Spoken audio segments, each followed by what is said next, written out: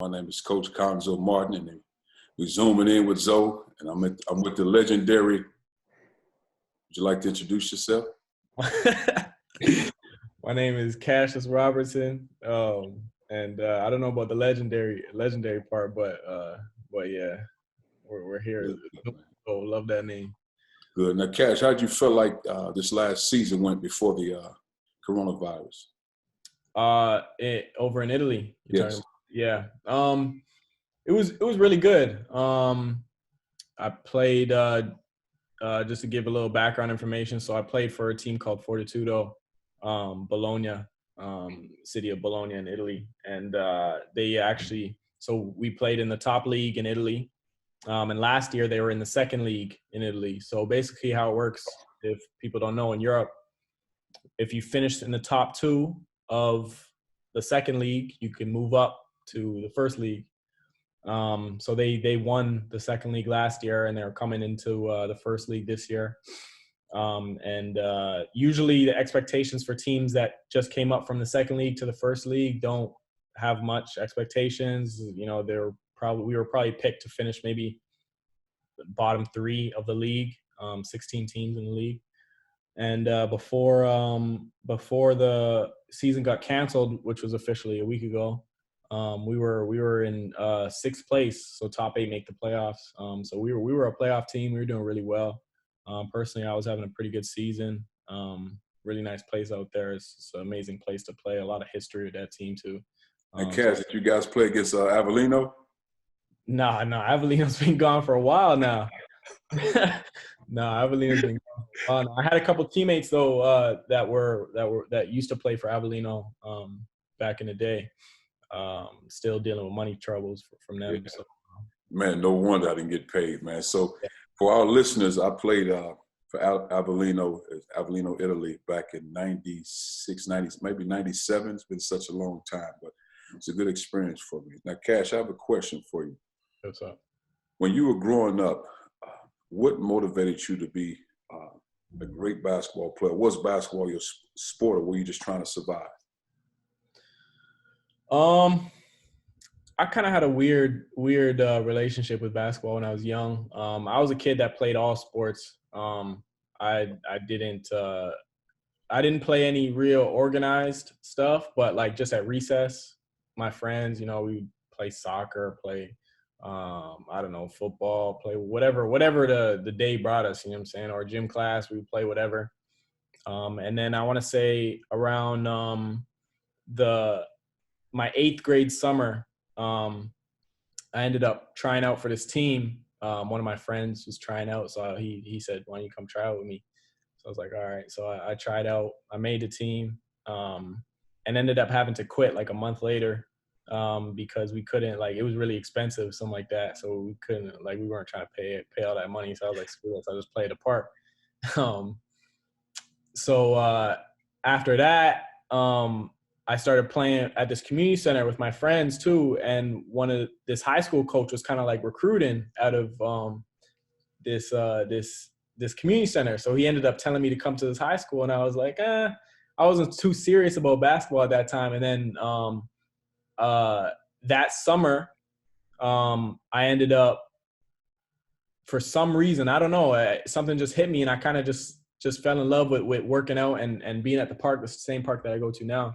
And I ended up going to that school, and that coach completely like changed my mind about basketball. He started taking me to the park at like 6 a.m. We were doing drills, and we had practice at 6 a.m. So I was working out like crazy. And I kind of just fell in love with getting better, trying to be one of the best. And I always loved the rush of being one of the better players on the court. So I think that's what drove me to still play the game.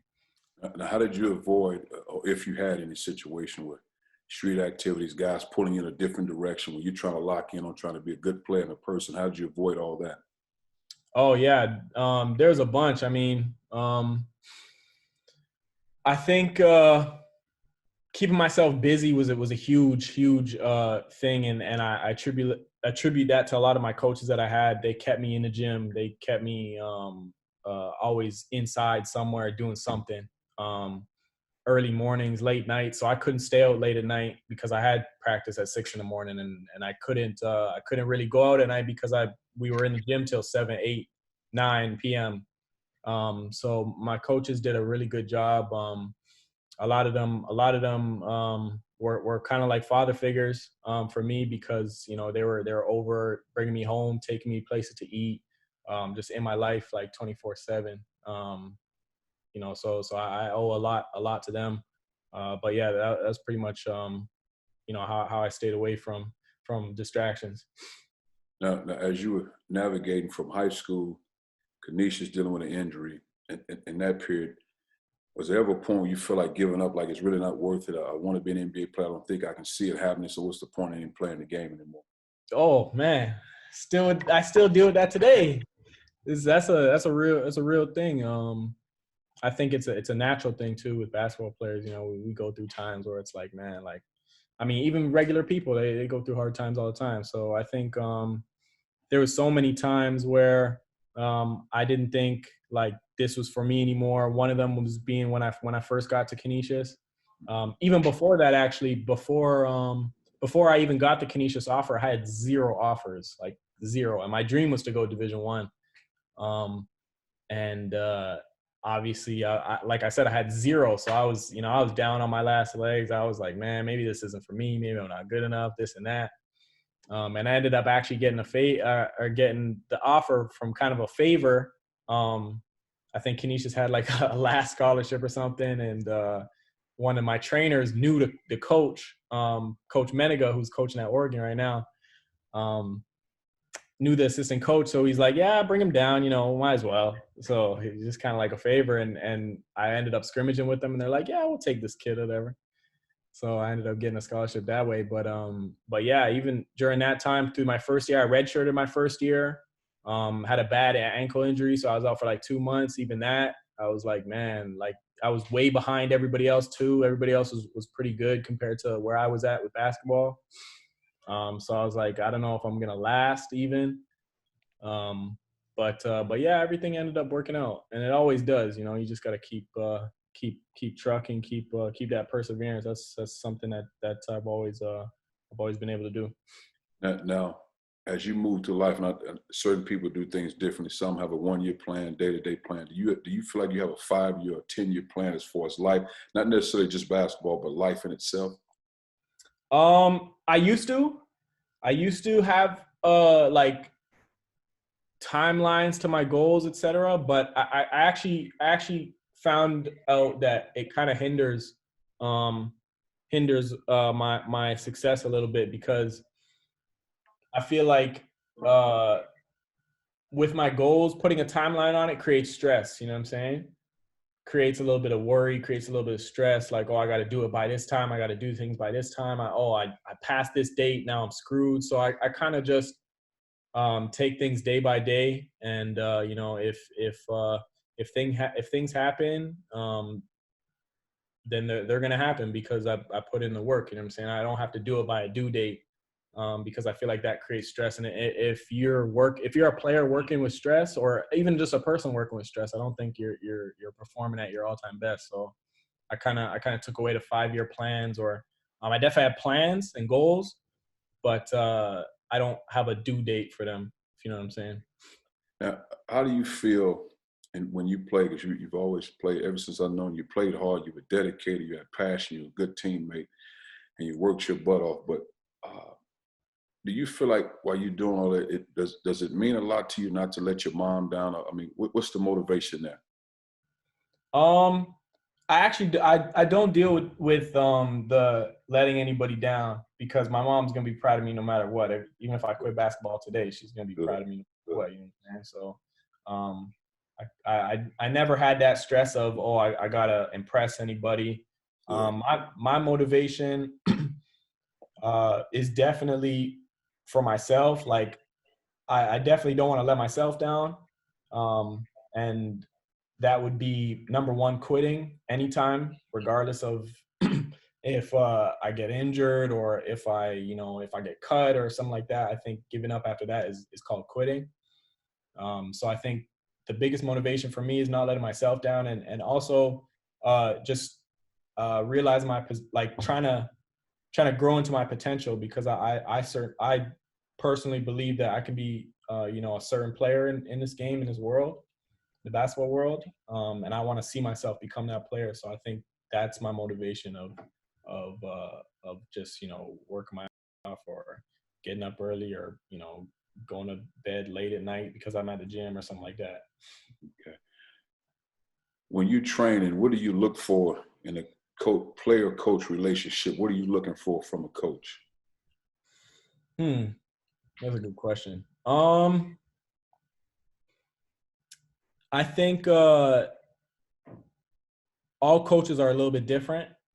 All of them have different styles, just like players. They all have different styles. So I think I don't worry too much about their styles, their X and O's and stuff like that. It's more just of a connection, kind of like an understanding of like, okay, does this coach know what I want to do with with my game of basketball, like my goals, what I want to do, where I want to be, and do I understand where he wants to go and where he wants to be? And I think if they kind of fit into each other, to where like a coach is not just 100% worried about himself and that's it. And he's also kind of like a little bit of a player's coach as well, where he connects with his players. Because I've had coaches who have zero relationships with their players at all. Like, it's practice, games. That's the only time I'm going to see you. That's it. Don't come to me with no questions. That's the assistant coach's job. We don't have no relationships. You can't call, text my phone. Don't come to my office. I've had coaches like that. And then a coach like you, where your office is open 24/7.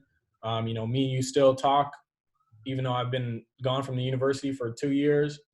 So just relationships like that, where it's been like, a little bit of both, where obviously we understand where coaches need to win because it's your job as well. You know what I'm saying? We want to win. We want to, help the team, but also, okay, like, I know Cash wants to play professional basketball. How can we help him get him there? You know what I'm saying? So I think that's a huge part of having a great relationship.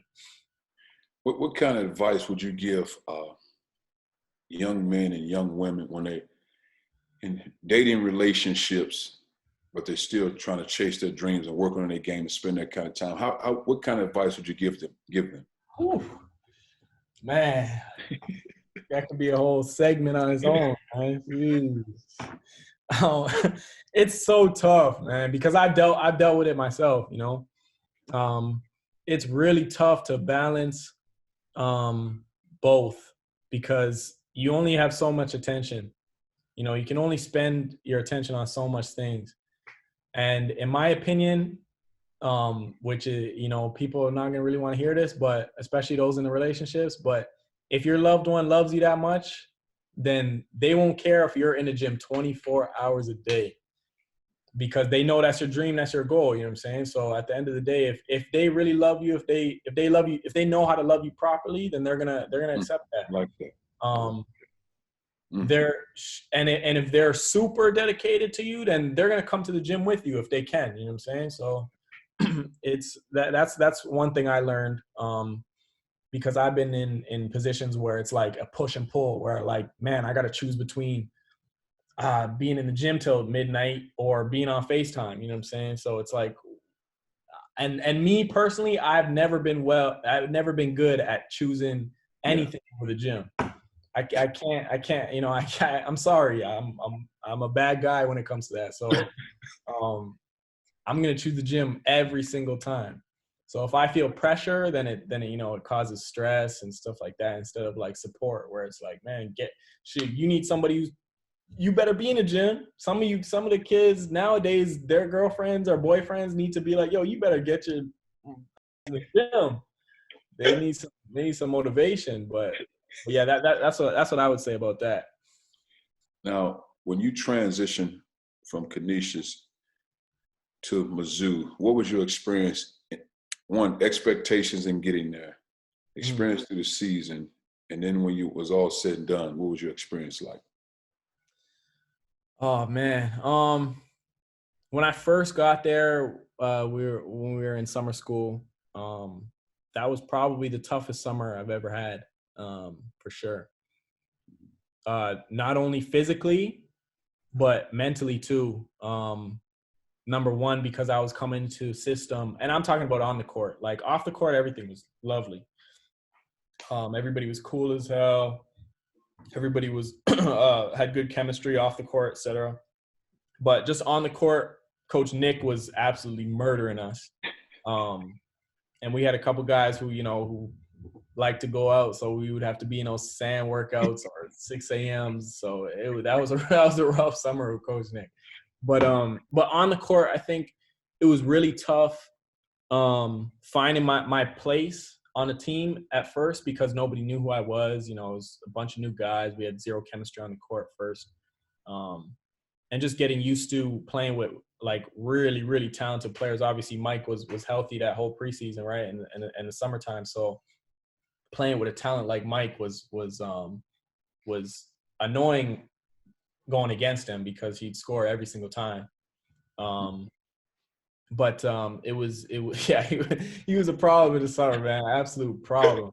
But yeah, that was the toughest part for me. Just getting acclimated to the team. And then once the season hit and Mike got hurt, I feel like our whole team dynamic kind of changed a little bit when we realized that Mike wasn't going to be with us for the whole season. So it was a huge credit to the team how we still stuck together and how we still did our thing, because we were so used to playing a certain way with Mike that whole preseason. Yeah. And then we had to figure our way out like on the go. But I think it opened up a lot of opportunities for guys to step up, including myself. And it created like, even more bonds on the court. And guys started feeling a little bit more confident, and guys started feeling a little bit more comfortable. And we became super, super close on the court. I think that's by far my favorite team I've ever played with, just on the court, because everybody knew what they were bringing to the table, and they did it as much as they could, for the most part. And then yeah. So once it was all said and done, man, it was definitely heartbreaking. I was super excited to see what was next, but yeah, man, I miss those days every single day. I think about those days because, like I said, that was by far my favorite team I've ever played with. One of the best seasons I personally have ever had. And just the atmosphere and the whole support we got that year was incredible. So yeah, so just looking at it, it was I'm super glad I made that decision, and I got to be a part of what we did, for sure. That was special. I thought you had a great year. I thought you did a great job leading. The last question I have for you: if somebody says to you, take advantage of your time and your resources, because eventually you will run out of both, Mm-hmm. how would you respond to that? What would be important to you in life? Number one, I think it's completely true. I think when someone says that, it really makes me think of relationships. And a lot of times kids don't realize when they're in the university setting, college setting, they're in one of the best places they can be in the world. And you're not going to realize that until you leave, until you're in the real world, or even like me, if you're playing pro overseas, you're in a place where you're isolated, you're by yourself, at least 12 hours of the day. So when you're in a place like college, you don't understand how much connections you can make. And you only have a limited time. You only have 4 years there, 4 or 5 years there. So when you're there, you have to take advantage of every single opportunity. Every person you meet, you have to shake their hand and be like, how you doing? What's your name? My name is so-and-so. And just try and build relationships every single time, you get a chance, because you never know what you want to do once you're done playing ball. And it's like Kevin. I was talking to Kevin when I was over there a month ago in Missouri. He's working for one of the boosters now. So like, and he's loving what he's doing. Yes. So stuff like that. You know, you could miss that opportunity by just not shaking someone's hand one time. That's all it takes sometimes. Is just introducing yourself one time. That's it. You know, people are looking at you because you're an athlete. You have advantages, and if you're not going to take opportunities, you're not going to take those advantages and those resources. And a place like Missouri is, a lot of those kids don't understand what kind of resources they have. But man, like you said, time. You only got a certain amount of time. Even with this basketball career thing, everybody has a due date, their basketball career. So just yeah, like I said, relationships I think is super, super important, whether that's your teammates, your coaches especially, and which man, we got to talk. We need to. I need you to coach for another good 15 years because I'm trying to be on the coaching staff, man. What's going on? We need to get you a contract extension, man. I got you covered. But yeah, relationships and just you know, trying to enjoy yourself, man. That's another thing too, that you get caught up so much in trying to be the best and winning games, and it's so stressful sometimes where you don't understand that, man, you're in one of the best times of your life. You have to enjoy it. You have to be grateful for where you are right now, what you're doing. That's one thing I struggled with. I was always pissed. I was calling my mom. Oh man, Mom, I missed this amount of shots today, or man, Coach Martin took me out. Or, man, I was pissed. But instead of just being grateful and being like, man, I had such a fun time on the court today, or man, practice is so good today, or man, it was a nice day outside today, and I'm walking around the campus. So I think a lot of people get caught up with the everyday life struggles and stuff like that instead of realizing like how blessed we all are and stuff like that. So. No, that's great stuff, Cash. And the last thing I'll leave you with, as you keep fighting for your dreams, if you have a dream that is easily achieved, it is not worthy of you. So keep fighting for your dreams. I will, Coach. I appreciate you so much. Man, good seeing you. I'll talk to you. Yep. All right, man.